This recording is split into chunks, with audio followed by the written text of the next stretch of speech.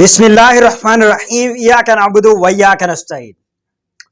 26ویں آئینی ترمیم جیسے کہ آپ نے دیکھا کہ منظور بھی ہو گئی، نافذ العمل بھی ہو گئی، پر اس میں ایک کام باقی تھا جو کہ آج ہونا تھا، جس کی امید پوری طرح سے کی جا رہی تھی، وہ ہو چکا ہے۔ وہ یہ تھا کہ سپریم کورٹ میں اس ترمیم کو چیلنج کیا جانا تھا اور وہ چیلنج کر دیا گیا ہے۔ اسی طرح سندھ ہائی کورٹ میں بھی اس کو چیلنج کر دیا گیا ہے۔ اٹ مائٹ بھی آنے والے وقتوں میں یہ اسلام آباد ہائی کورٹ میں بھی چیلنج ہو جائے، مائٹ بھی لاہور ہائی کورٹ میں بھی چیلنج ہو جائے، کچھ کہا نہیں جا سکتا۔ ابھی تک سپریم کورٹ میں جو اس کو چیلنج کیا گیا، درخواست گزار ایک عدنان خان وکیل ہیں، انہوں نے یہ درخواست دائر کی ہے جس میں وہ آئینی ترمیم جو ہے 26ویں آئینی ترمیم، اس کو چیلنج کرتے ہوئے کہہ رہے ہیں کہ اس میں آزاد عدلیہ کی خود مختاری کو جو ہے نا کنٹرول کرنے کی کوشش کی گئی ہے، اور اس میں پارلیمان کی مداخلت جو ہے اس کو انٹرو کرنے کی کوشش کی گئی ہے، جس کی وجہ سے اس میں عدلیہ کی آزادی جو ہے وہ بہت بری طرح سے ڈسٹرب ہوگی، لہٰذا اس 26ویں آئینی ترمیم کو کالعدم قرار دیا جائے۔ دوسری طرف اگر عدالت ان چیزوں کو نہیں دیکھتی کہ عدلیہ کی آزادی اور یہ خود مختاری اور یہ قانون اور سپریم جوڈیشل کمیشن میں آنا اور اس کے ساتھ پارلیمانی کمیٹی کا بننا، چیف جسٹس کی تقرری کا ہونا، یہ ساری چیزیں ایک مائنر سی ہیں، ایک سائیڈ پہ ہیں، بٹ ابھی جو سب سے بڑی بات ہے وہ یہ ہے کہ آرٹیکل 156، اب اگر اس درخواست میں آرٹیکل 156 کو ذرا یہ ججز دیکھ لیتے ہیں یا یہ فل کورٹ بینچ دیکھ لیتا ہے، تو آرٹیکل 156 یہ کہتا ہے کہ جب تک پارلیمنٹ کا کورم پورا نہیں ہوتا،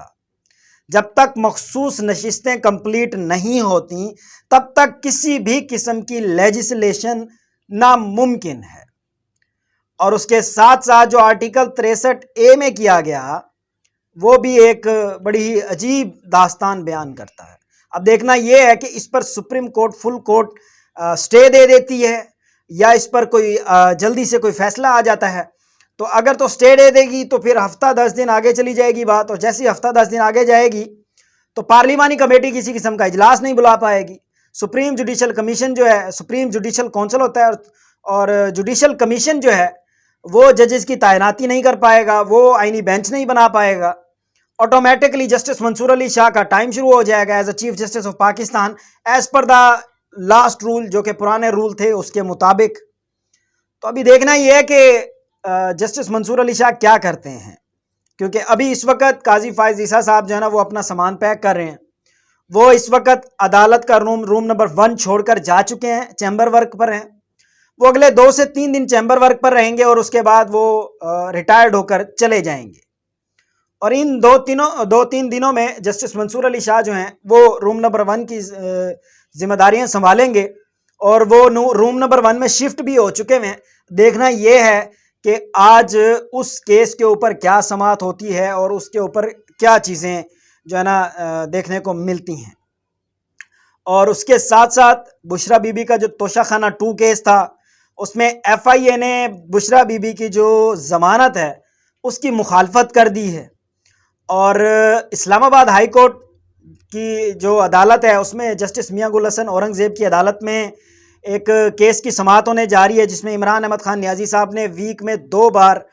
میڈیکل چیک اپ کرانے کی درخواست کی ہے۔ دیکھنا یہ ہے کہ اس میں ان کے کیا ریمارکس آتے ہیں۔ ابھی تک عمران احمد خان نیازی صاحب کی کسی بھی قسم کی فیملی ممبر سے ملاقات نہیں کرائی گئی اور نہ ہی ہونے دی گئی ہے،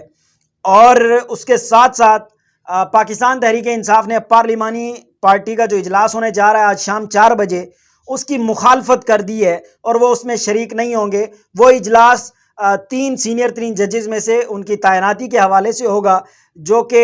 12 رکنی کمیٹی ہوگی، جو کہ 26ویں آئینی ترمیم کے بعد منظر عام پر آئی ہے۔ اب دیکھنا یہ ہے کہ کیا 26ویں آئینی ترمیم سٹے ہو جاتی ہے، یا 26ویں آئینی ترمیم کالعدم ہو جاتی ہے، یا کچھ اس طرح کا اگر ہو جاتا ہے تو یہ پچھلے 2 مہینے سے رچایا گیا ڈرامہ ڈھونگ یہ سب جو ہے نا ختم ہو جائے گا۔ اور اس کے ساتھ ساتھ پاکستان میں ابھی جو موجودہ صورتحال ہے